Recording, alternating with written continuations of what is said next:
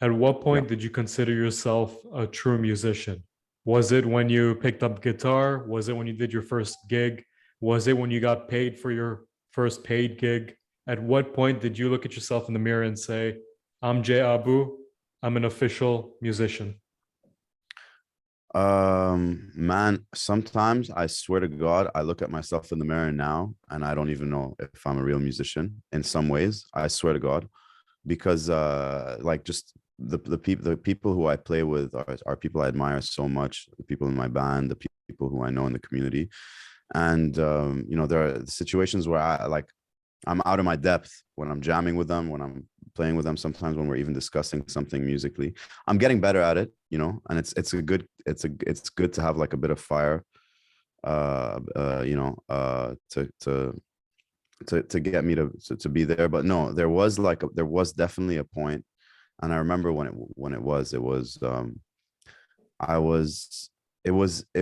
was definitely a combination of all those things, getting a first check, playing gigs, whatever. But I remember it was the first, like, what really felt like it was the first time someone asked me, so what do you do for a living? And I remember the first time I said, I'm a musician. And I was sort of like, oh, I'm a musician.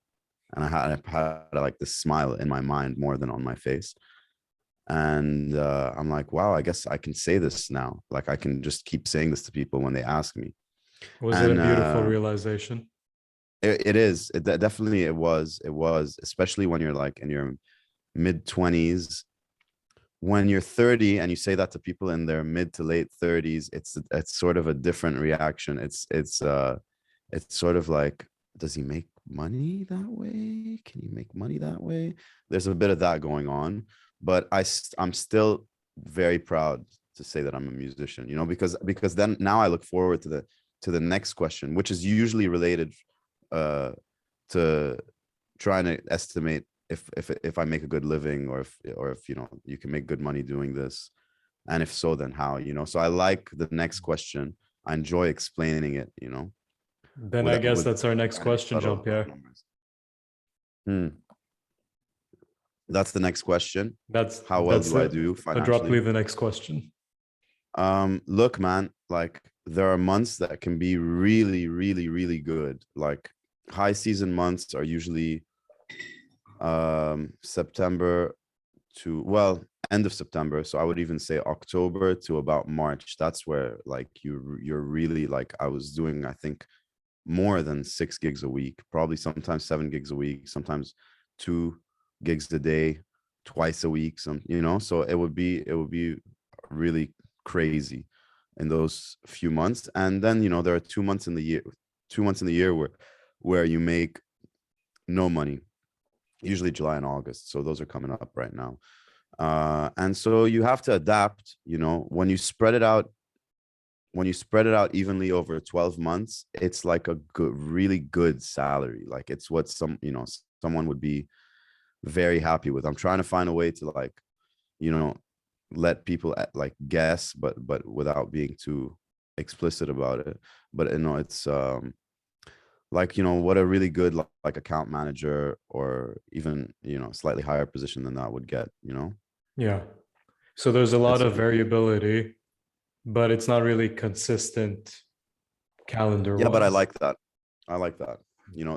There are a few um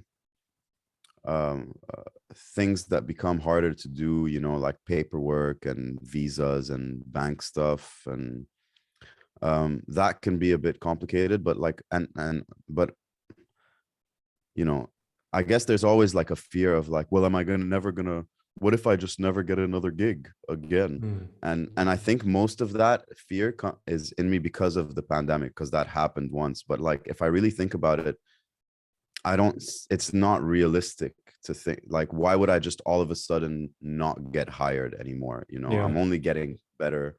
I'm only refining my sets, and Because you've already proven that people will pay to watch you. That's something that can't exactly, really be taken back, minus exactly, some big calamity to your vocal cords.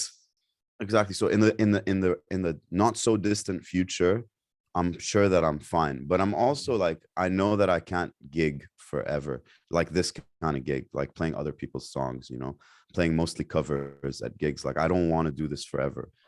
And a lot of people in Dubai say that, but um a lot of people haven't also have like, you know, haven't played for like 5 years, dude. I've been doing this for 5 years. Like it really becomes a job. Yeah. And I have to consciously, like when I go to a gig, remember like, yo, like try to enjoy this, try to find a way to enjoy this, you know, make it fun. And most of the time it works out. It's like going to the gym a little bit. Like you never want to go in the beginning, but you're never not thankful when you're done with a workout. You're always like, I'm so glad I did this, you know? Right.